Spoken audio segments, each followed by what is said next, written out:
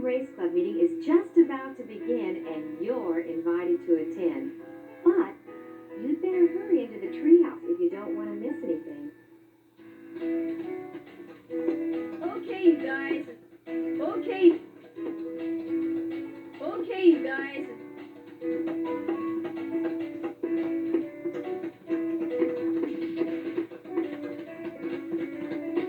It's time for the meeting to come to order. Will the meeting please come to order?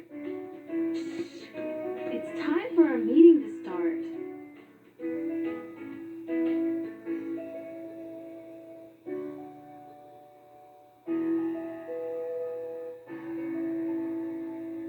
That's more like it. Now, the first thing we need to talk about is our swim party.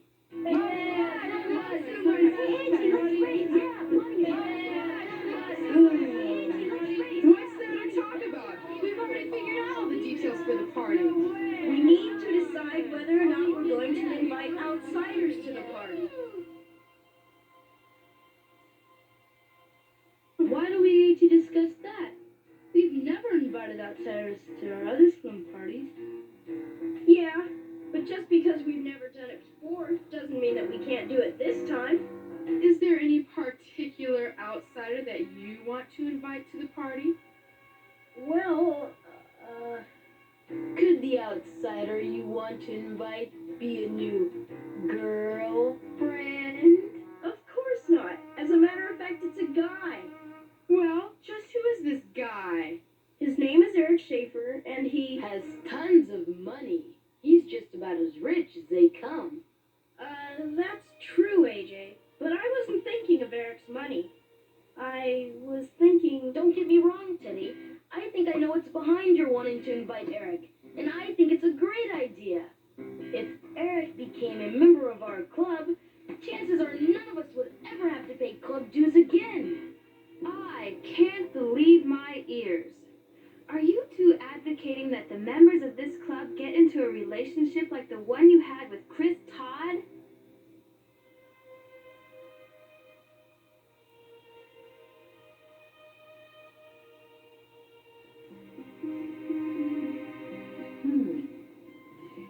If my memory is correct, the situation that Pamela is talking about centered around Chris Todd's birthday parties, and as I recall, this is how it happened. Hey, everybody, look what I got in the mail. AJ shouted as he rushed into the clubhouse. Maggie looked up from the comic book she was reading long enough to respond sarcastically to AJ's enthusiasm. Nothing any of us would get in the mail could be worth that much excitement. Ignoring Maggie's remark, Casey rushed to where AJ was standing. Teddy and Pamela followed. Well, Teddy demanded. Seeing that he had the three kids' undivided attention, AJ decided to prolong the suspense as long as he could. With a big grin on his face, AJ playfully tucked the envelope he was holding into his pants pocket. Teddy caught on to what AJ was doing and became a little annoyed. Looking at Pamela and Casey, Teddy said, we don't have time for this foolishness. It's time for our weekly meeting. But I want to do it in the envelope. Realizing that he might lose his audience, AJ quickly responded, Okay, here it is. He pulled the envelope out of his pocket and held it up for everyone to see. Teddy grabbed the envelope from AJ's hand and read the name that was written above the return address. Chris Todd? He looked at AJ in disbelief. Is this an invitation to Chris's birthday party? You got it. Teddy plopped himself down in a nearby chair and whined. You mean Chris invited you to his birthday party? And he didn't invite me? Bingo! Having no interest in Chris Todd's birthday party, Pamela and Casey returned to their previous activities. The dialogue between Teddy and AJ continued. But how could this be? Teddy's lack of enthusiasm over AJ's invitation bothered AJ. Hey, man, I worked hard for that invitation, and no one should know that better than you. Don't you remember how hard you worked for that invitation you got last year? On the opposite side of the room, the three remaining club members began their own conversation. So what's the big deal about an invitation to Chris Todd's birthday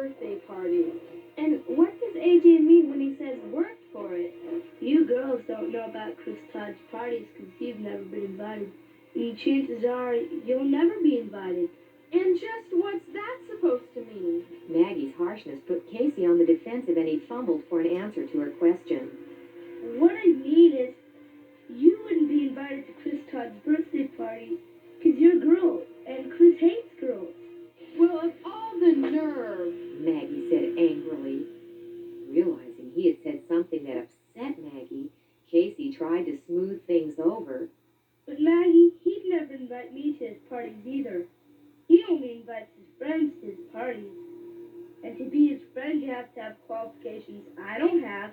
Unmercifully, Maggie continued grilling Casey. Exactly what kind of qualifications are you talking about, Casey? While Casey searched his mind for the correct answer to Maggie's question, Pamela commented. Gosh, Casey, you make it sound as though Chris Todd hires his friends. By this time, the talking among Maggie, Casey, and Pamela had captured Teddy's and AJ's attention, and both boys joined the others. Teddy was the first to respond to Maggie's and Pamela's remarks. You girls probably already know that Chris is super rich. Everything he has is the newest and the best, and everything he does is fantastic. If you're lucky enough to be his friend, you're in for a good time. Teddy paused, and AJ took over.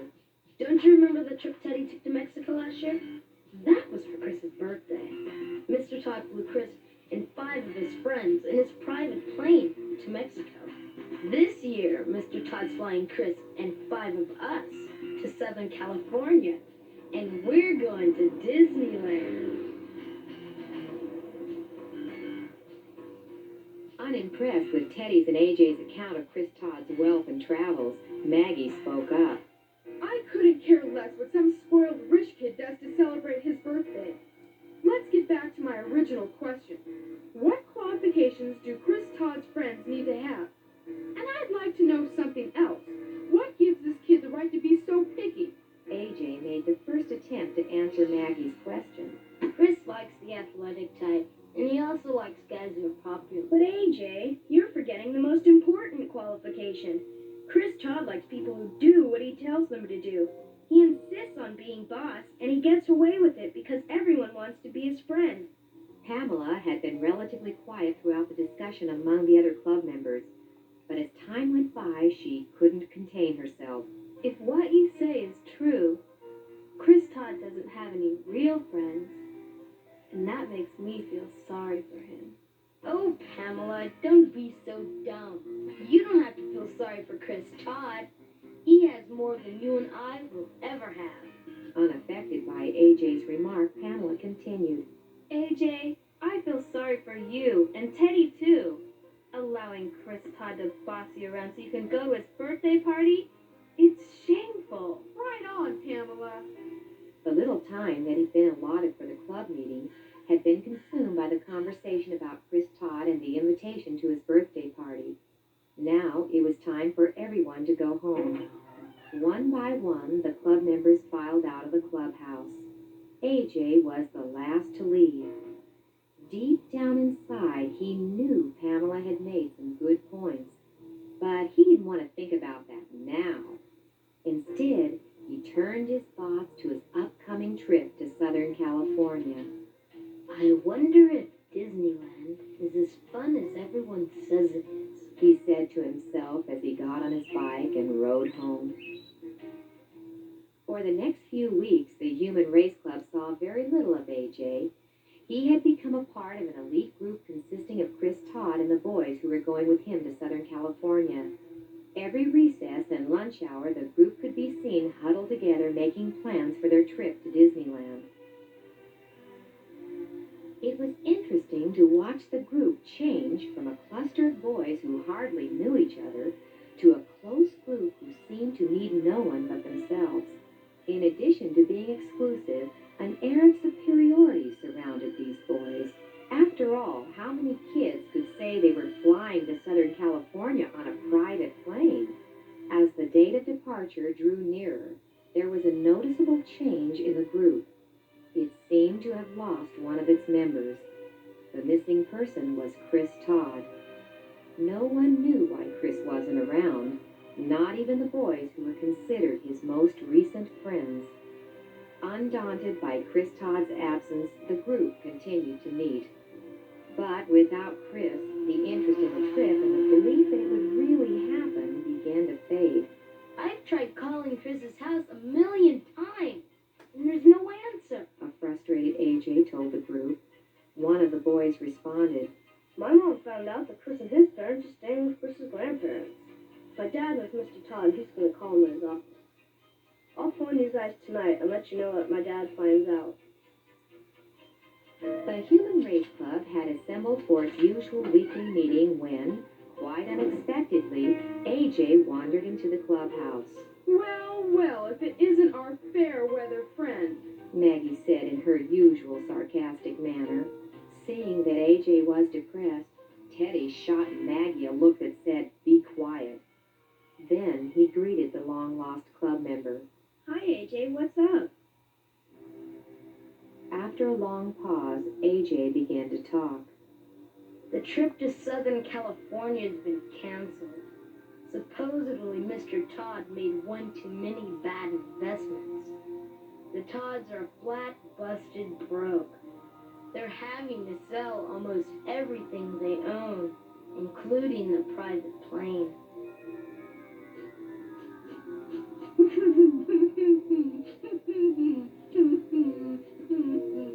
Oh no, that's terrible.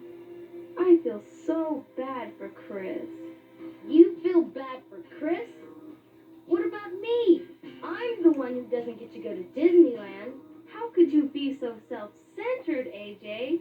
Chris Todd's family has lost almost everything they own, and all you can think about is the fact that you won't be going to Disneyland.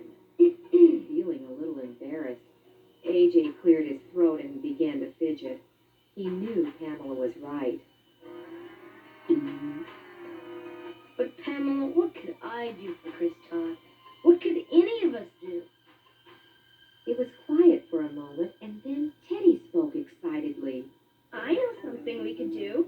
We could give Chris a surprise birthday party right here in the clubhouse. Wow! That's a great idea! That is a good idea. I thought Chris Todd hated girls. If that's true, he's not going to like being at a party with Pamela and me. AJ gave Maggie a dirty look. Don't be such a drag, Maggie. The party's a good idea, and you know it.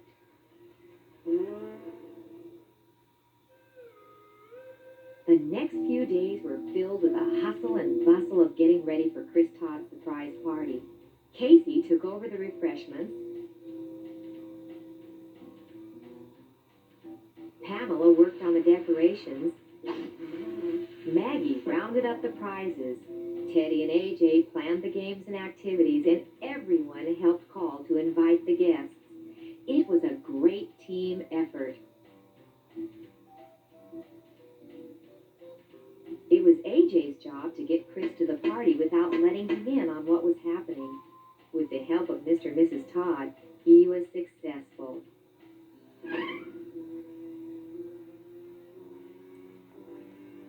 From the moment everyone yelled, "Surprise!" to the moment the last invited guest left the clubhouse, Chris was ecstatic. His birthday party turned out to be an unforgettable event. This was the best birthday party I've ever had. Chris said as he was getting ready to leave. I never knew parties like this could be so much fun. Even though girls were invited. The girls were the best part. Chris replied with a wink, and to everyone's surprise, Maggie blushed. As he thanked everyone and waved goodbye, the club members knew that the party had made a difference in Chris Todd's life.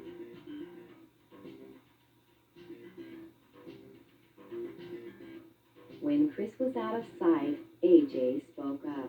It was just as well that I didn't go to Southern California, because I couldn't have taken everything I needed. How's that? The baggage area in the Todd's plane is huge. But you guys couldn't have flown in the baggage area. And what fun would Disneyland be without my best friends? All right. Casey yelled as the five friends gave each other the club handshake. Ko-Era Snamu. Ko-Era Snamu. So, what can we learn learn from all of this. Unfortunately, Chris Todd was allowed to buy friendships. People became his friends because of the material things he promised to give them. Chris and his friends did not realize that friendships built on possessions are built on shaky ground. When the possessions are gone, the friendships can be gone. It is best to choose a friend because of what the person is, rather than what the person has. In some ways, Chris's friends had given Chris control over their lives by letting him boss them around. This was not good for Chris, nor was it good for Chris's friends. Controlling his own life was enough of a responsibility for Chris. He didn't need the added burden of controlling his friends' lives. Besides, Chris's friends needed to take responsibility for their own lives. No one could live their lives better than they could. AJ also learned a valuable lesson. By neglecting his old friends for his new friends, he jeopardized some of his most valuable relationships. It's good to make new friends, but keeping old friends is just as important. And here's a lesson that everyone learned. Life has many wonderful things to offer, but nothing is as wonderful as a friend. However, friendships don't just happen. They require a special kind of effort. The best way to get a friend is to be a friend. I saw Chris Todd the other day. He was taking homework to a buddy who had missed school. Chris introduced me to two of his new friends, and I only wished that Maggie could have been there. You see, one of them was a girl. It's just about time for the meeting to be over. Why don't we go back inside the treehouse to see what's happening? Okay. I admit that the thought of recruiting someone who has a lot of money did cross my mind. In all honesty, I get tired of not having enough money to do everything we want. I agree. Teddy's plan is brilliant. It's excellent creative financing. There are better ways to handle our financial problems. Like what? I know one way we could do better. Sometimes we buy our refreshments, and that costs a lot of money. Maybe we should make all our refreshments. That's not realistic. We don't have an oven or a stove. But we could take turns making refreshments at home and bringing them to our meetings, just like Maggie did for today's meeting. Just because I'm not prissy doesn't mean I don't like to cook once in a while. But that's beside the point. Pamela brought up the Chris Todd situation, and that's what I want to talk about. I'm just concerned that we don't make the same mistake that you guys made with Chris Todd. I want our relationships with people to be based on something more important than money. You're right, Pamela. I'm really sorry I ever brought the whole thing up. And I'm sorry I jumped on the bandwagon. I should have known better. There are some things more important than money. Like our friendship with one another. That's all we really need to make our swim party a success. Yeah! So, there will be no outsiders at the party. Yeah! Well, now that we've settled that issue, is there any further business? Yes, there is. There's the matter of my fresh, out of the oven, homemade chocolate chip cookies. Chocolate chip? My favorite! I move that the meeting be adjourned so we can sample Maggie's cookies. I second the motion. The meeting is adjourned. Let's eat! There are few things that are more important than friends, and few things that are more enjoyable than spending time with friends. I'm glad that you decided to spend this time with us, and I hope I'll see you again at our next Human Race Club meeting. Meanwhile, here's a song about what it means to be a good friend. It's entitled, I Will Be Your Friend.